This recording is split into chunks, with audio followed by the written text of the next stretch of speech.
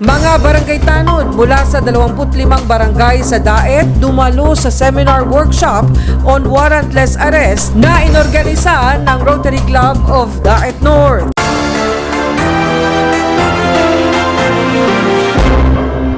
Naging matagumpay ang isinagawang seminar workshop on warrantless arrest and the role of barangay tanods in upholding and order in the community ng Rotary Club of Daet North na dinaluhan ng mga barangay tanod mula sa 25 barangay ng Daet. Ang nasabing aktibidad ay pinamunuan ni President Joshua De Leon. Hapon po, salamat po sa pagpunta dito sa simpleng workshop seminar na ihinanda namin para sa inyo. So, ngayon pong Pebrero, nag-celebrate ang Rotary International ng Peace and Conflict Resolution Month.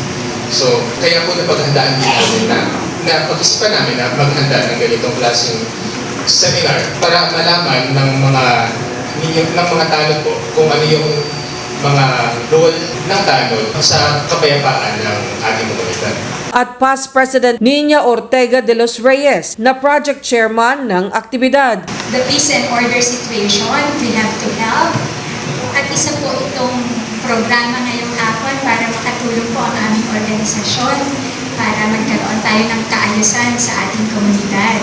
At naisip po namin na kayo ang itaw kasi smallest unit po ng ating society ang barangay. Kadalasan, kayo yung unang nakakapunta, nakaka-witness ng kung ano man po hindi ka nais-nais sa barangay.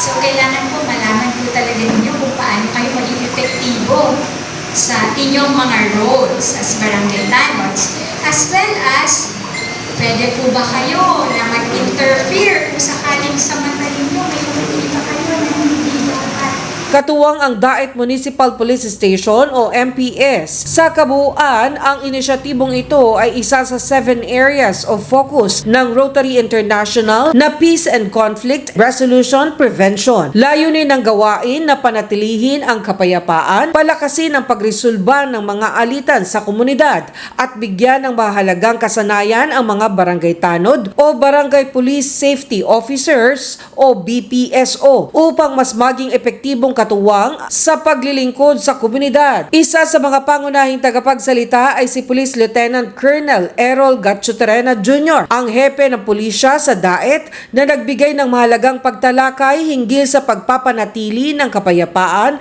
at pagresolba ng mga alitan. Hindi lang sa isang oras lang, kailangan natin yung pasunod-sunod, yung lagi-lagi, hindi yung sa isang buwan, isang beses lang. Consistency sa pagpapatupad ng mga ordinansa. Yan ang importante. Ito yung mga responsibilidad ng barangay tanod na madali nating maintindihan. Una, sa ilalim ng pamumuno at superbasyon ng ating punong barangay o ni Kapitan, ang una is tumulong sa mga opisyal ng barangay sa pag-iwas ng krimen at susulong ng kaligtasan ng publiko. Peace and order. Yun naman tayo. Ulitin ko sa supervision ng ating punong barangay. Naturalmente, meron naman tayo yung Peace and Order Committee Chairman.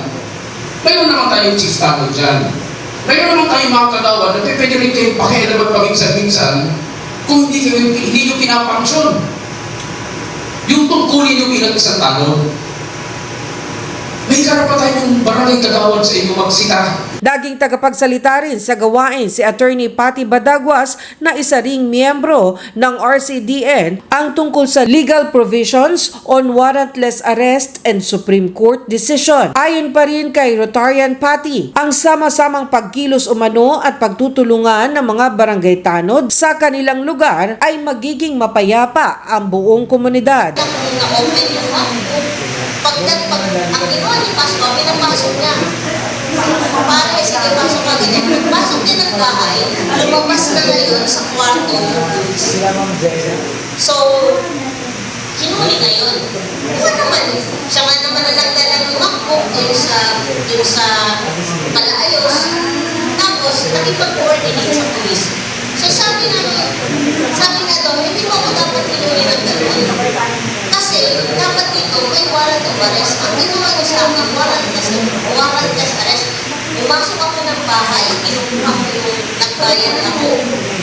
Tapos inuwi niya na ako. Ang sabi niya, wala namang masama sa ginawa ko. Nagbayad lang ako, pumasok ako ng bahay.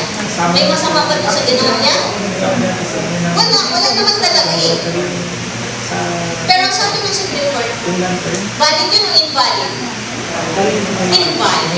Bago natapos ang nasabing seminar workshop, pinasalamatan sila ng mga Rotarians of Daet North sa pamamagitan ng pagkakaloob ng Certificate of Appreciation at para sa lubos silang maligayahan, nagpa-raffle ng mga home appliances si President-elect Babes Cutauco ng Rotary Club of Daet North. Para sa CNTV News, Mutia Montenegro.